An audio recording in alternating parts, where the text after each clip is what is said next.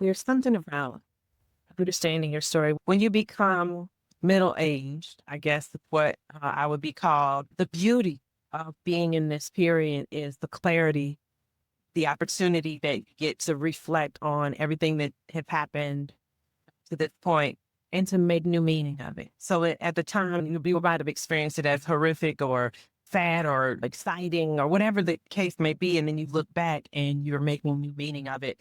And I think part of the new meaning is sort of the life that has happened since that is now part of that collective experience. And I would say my origin story started when I was 3 years old. Mm. 4 years old. I was in preschool. I was in Mother Goose Preschool in Elgin, Illinois. And I loved my preschool for so many reasons. I still eat apples with applesauce because that's what they gave the kids rather than giving them all the sweet syrup and stuff. There's certain smells that bring you back to that place. But the spark that made me know that something was wrong in the world and that in the moment something might be, although that wasn't a heavy feeling that I was feeling in that moment, something might be wrong with me, that came later. But in that moment, I was feeling like something's wrong. I had a friend, a best friend, her name was Mindy. She was this little blonde-haired, blue-eyed girl. It played every day on the monkey bars that were shaped like a fire engine. We had this huge apple that we would get in and roll around because it was like a rolling toy. Mm-hmm.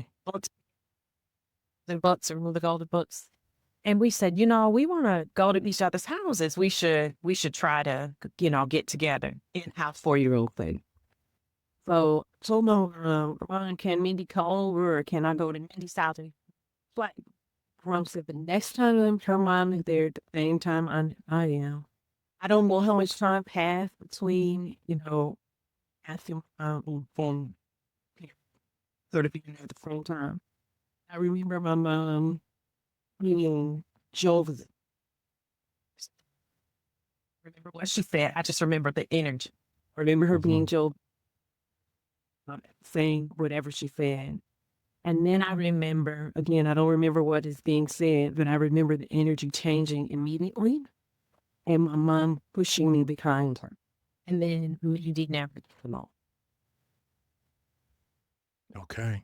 Her response was, well, no, Mindy can't come over, but that's... I was just like, what is that for? I remember knowing in my board that something happened. And it was that. And it made me mad. So what I did, because I was 4 and still learning how to wade through my emotions, what I did was when Mindy came to school again, tore her book up. I took her golden book, which she brought for show and tell, and I ripped it up. And then I went and sat down. I don't even know what happened after that. I know I probably got in trouble from the teacher or somebody, but I don't know what happened after that. I don't remember ever thinking about rape again. There was something about that moment that let me know that it was something about our difference that was getting in the way. But I just knew it.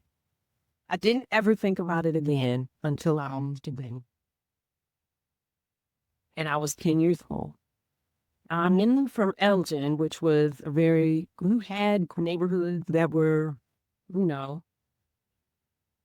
redlined and designated and, gentrified, all the things. But in my neighborhood, and where I went to school, you had diversity, Latino, so it's specifically Puerto Rican and Mexican. And then you had, in particular, white people and Black people. So my class is like that. And then I moved to Benton Harbor in the middle of a school year, towards the end of February of 87. I moved to Benton Harbor. Where it was 99.9% Black. Every student in my class was Black, except for one young woman who was from India, right? A little girl. It was such a culture shock because it wasn't just that they were Black, but I spoke differently than them. And so I was like, they're a different kind of Black. I don't understand them Black, right? Like, I don't. Yeah. I went to school in that district from February to June, May, whenever school let out. And then my mom put me in a desegregation program. And I graduated from a desegregation program in the state of Michigan, in Southwest Michigan. These 3 elements were the catalyst for me to do this work. This is why it's always been in my life. How different thriving from my neighborhood in Benton Harbor to this other school, just the drive started to change. Like it just, the canopies, the streets, the housing, and what it looked like, the grass, and all of the stuff changed. And I didn't understand why, but I felt like we were being punished as Black people. I remember being a 10th grader. I was an engaged student. I didn't take in what was given to me and just swallow it. I threw some stuff away and parsed some stuff out. My granddaughter right now, you can't take, she will not. She'll be 2 in a couple weeks. If she wants some food that you had and you give it to her, like try to put it in her mouth, she will say, don't just give it to me. Let me see. And so that's the kind of learner I was. But in this particular moment, I was a sophomore. I was a mind.